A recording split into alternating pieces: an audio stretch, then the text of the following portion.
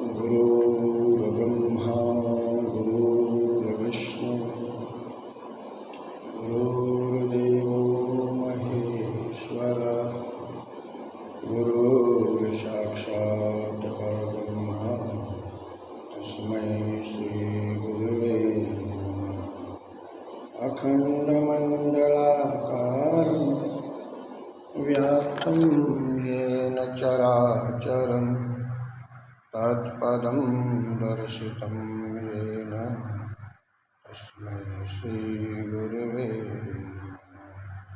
ब्रह्मानन्दं परमसुखदं केवलं ज्ञानमूर्ति द्वन्द्वातीतं गगनसदृशं तत्त्वमस्यादिलक्ष्यम् एकं नित्यं विमलमचलं सर्वधी साक्षीभूतं भावातीतं त्रिगुणरहितं सद्गुरुं नमामि।